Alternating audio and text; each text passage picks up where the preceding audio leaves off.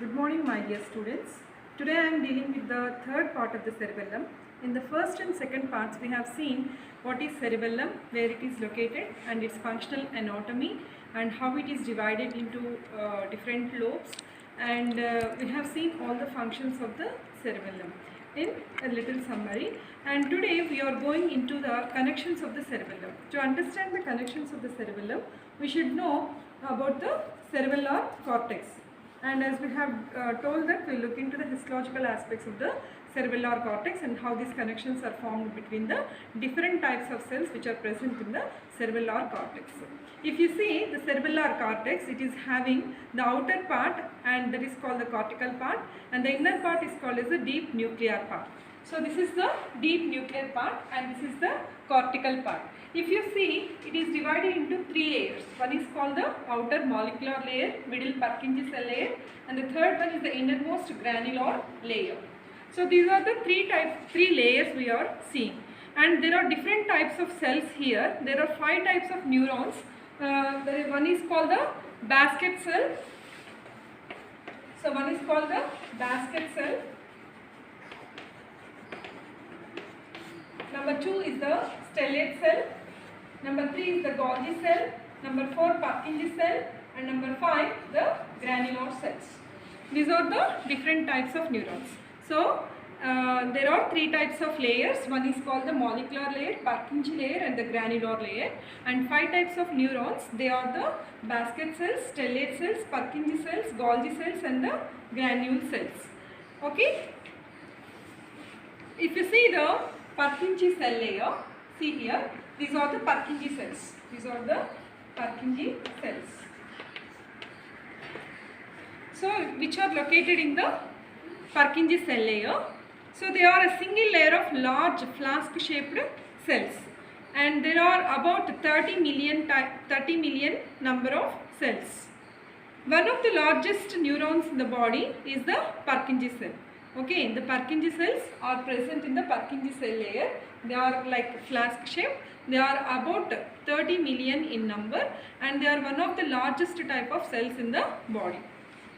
The dendrites, as you know, a neuron is having dendrites and also axons. The dendrites, they form large extensive dendritic tree projecting into the molecular layer. This is the dendritic tree which is projecting into the molecular layer. Actually, it is present, the cell is present in the Purkinje cell, but the dendrites, they are forming a tree-like structure which is going into the molecular layer. Okay?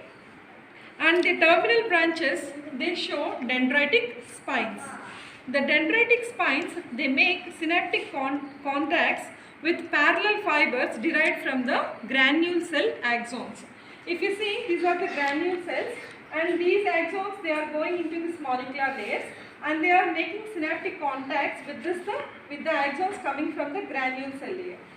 Okay, so the axons, they are coming from the granule cell, they are reaching the molecular layer, and these dendritic spines, they are making synaptic contacts with them. Okay, and the Purkinje cell axons, till now we have seen the dendritic part. So the Purkinje cell axons, they come down through the granular layer like this. They come down like this and end on the deep cerebellar nuclei. So they will be coming and ending on the deep cerebellar nuclei. And in the white, they are present in the white matter of the cerebellum. If you see, this is called the grey matter.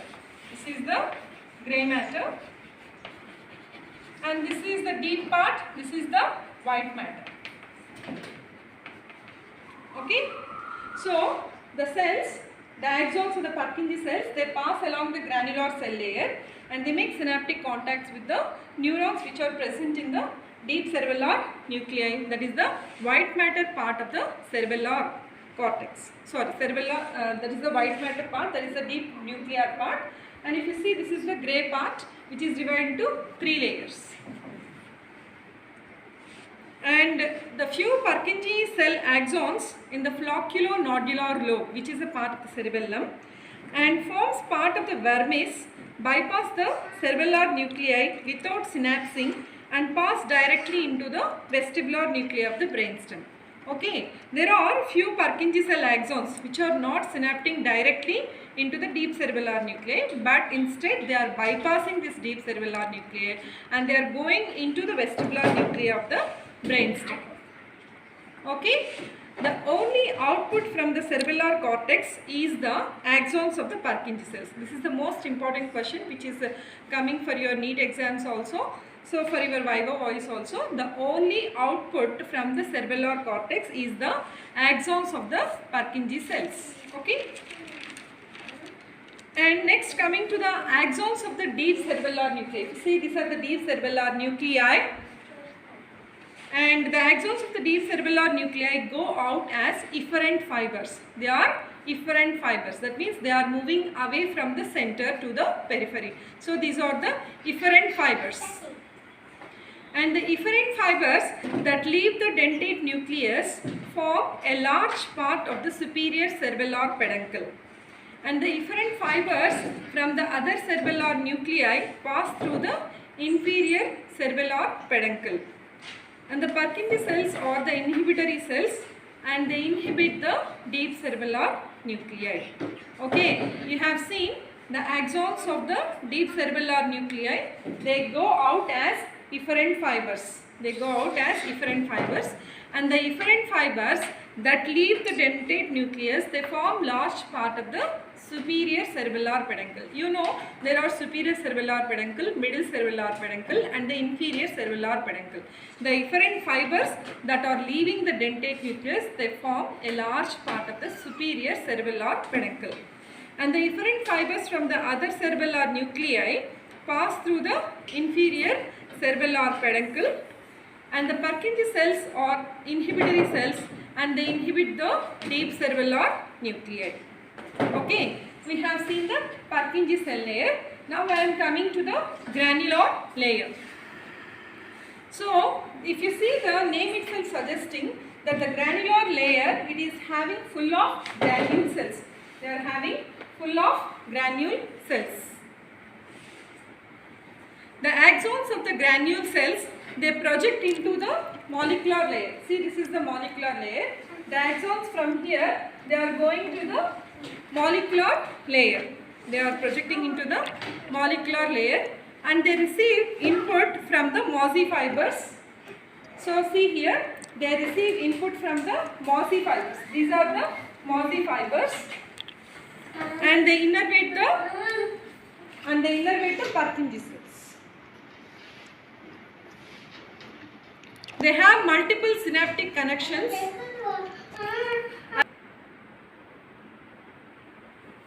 They have multiple synaptic connections with the dendritic spines of the Purkinje cells and they stimulate the Purkinje cells. If you see here, the granule cells, they receive input from the mossy fibers.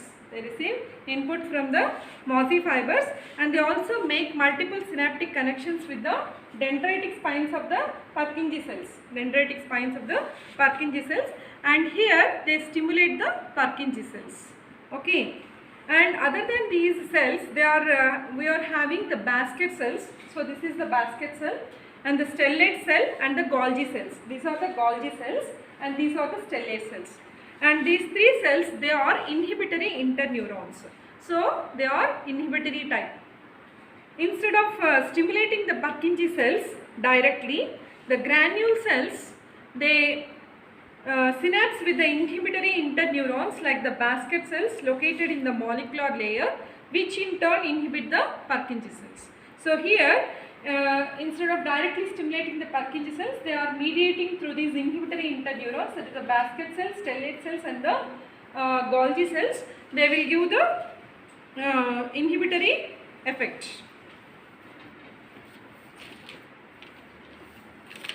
Next, coming to the other cell, that is the basket cell. The basket cell axon forms a basket around the cell body. So, if you see the neuronal cell body of the basket cell, it is forming a basket-like structure around its neuron.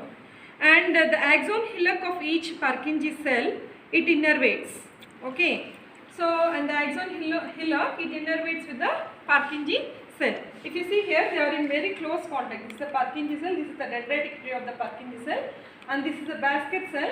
And here, the dendrites cell, they are forming a basket-like structure on the neuron, and the axon hillock is in connection with the Purkinje cell. So the granular cells, they can directly stimulate the Purkinje cells. The granular cells, they can stimulate directly the Purkinje cells and through the inhibitory interneurons, and they can inhibit them. This is an example of feed forward inhibition. So there is one good example for feed forward inhibition.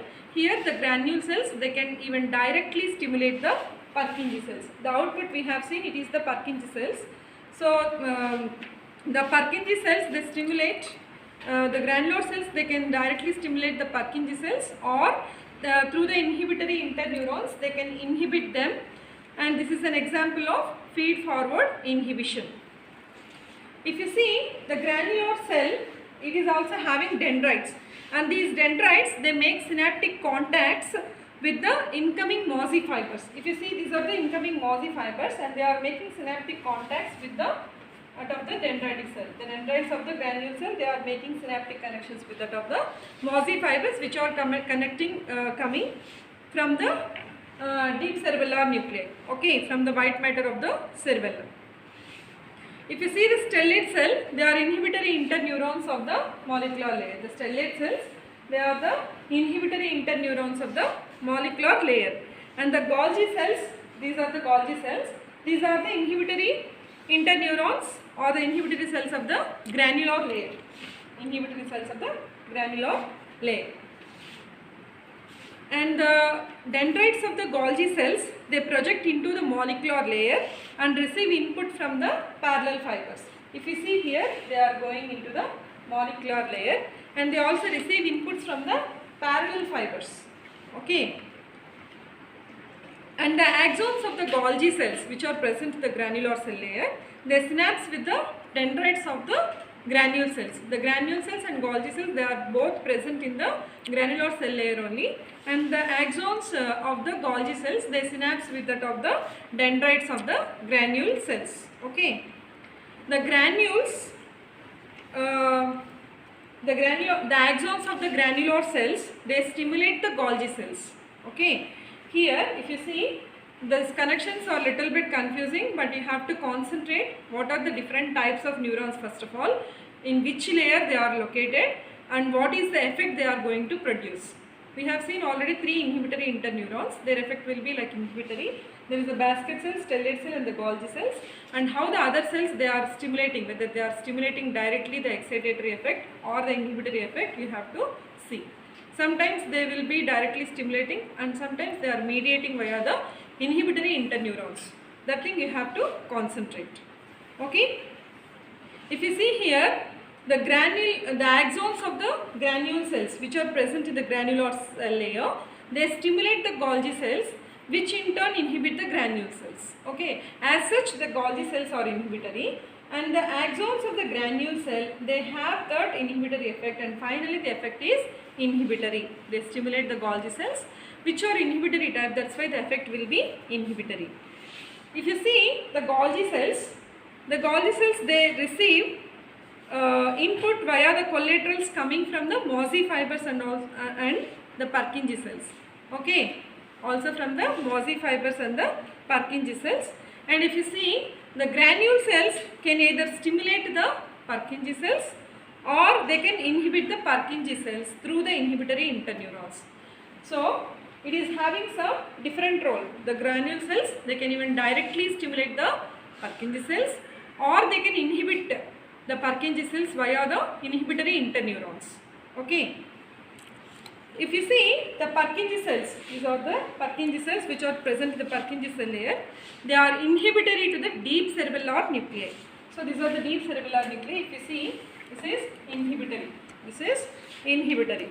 And they receive excitatory input via the collaterals from incoming Mosey fibers and from the climbing fibers. Okay, the input is from the Mosey fibers and also from the climbing fibers. So we have seen 2 inputs. We have seen 2 inputs to that is via the Mosey fibers and via the climbing fibers. The name itself is suggesting that climbing fibers, it is like a climbing tree, and that's why it is called as a climbing fiber. The other one is called as the Mosey fibers.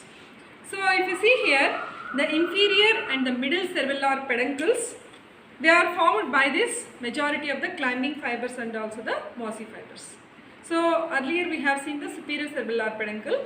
So here we are seeing the inferior and the middle cervellar peduncle, which are formed by the climbing fibers and the mossy fibers, which are the excitatory fibers to the Purkinje cells. They are the excitatory fibers to the Purkinje cells, which are present in the Purkinje cell layer. Okay.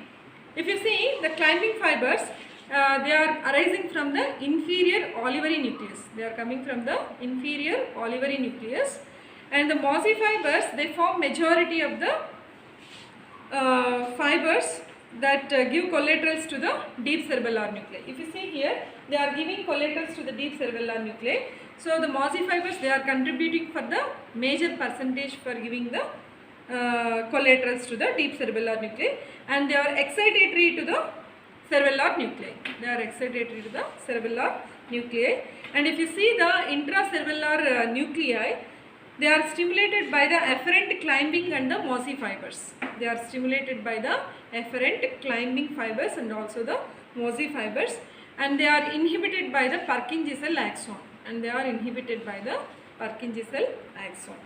If you see the climbing fibers, they go up to the cerebellar cortex in molecular layer, and twine surrounds the dendritic tree of the Purkinje cell. Okay. And twines around the Purkinje cell dendritic, like a plant, like a climbing plant. That's why it is named as a climbing fiber. So the climbing fiber, it is coming from the inferior olivary nucleus and finally ending up in the molecular cell layer in the dendritic tree of the Purkinje cell, which is arising from the Purkinje cell layer. So it is looking like a climbing plant. That's why it is called as a climbing fiber. And if you see the climbing fibers, they will synapse with the Purkinje cell dendrites, and also the stellate cells, and also the basket cells in the molecular layer. Okay. Next, coming to the mossy fibers. These mossy fibers, they give collaterals to the deep cerebellar nuclei. The mossy fibers, if you see here, these are the mossy fibers. They give collaterals to the deep cerebellar nuclei. These are the deep cerebellar nuclei, and they are giving collaterals to the deep cerebellar nuclei, and their ends on the dendrites of the granule cells. And in complex synaptic granules, and they are called as glomeruli. They will form glomerular-like structures. They will form glomeruli-like structures. And if you see, one climbing fiber, it makes contact with 1 to 10 Purkinje neurons. So one is having its connection with 1 to 10 Purkinje neurons, whereas a mossy fiber, it stimulates thousands of the Purkinje cells through the granule cells. So it is stimulating thousands of cells. That difference you have to find. So the climbing fiber, it is stimulating 10 Purkinje cells, whereas a mossy fiber, it has the ability to stimulate around thousands of the Purkinje cells via the granule cells. Okay. In the next coming class, cerebellum part 4, I will talk about the efferents and the efferents of the cerebellum, and about the functions of the cerebellum, and also the disorders of the cerebellum if possible. Otherwise, I will divide that part into disorders of the cerebellum into the 5th part. Hope this session will be useful for you. Please like this video and subscribe it. Thank you.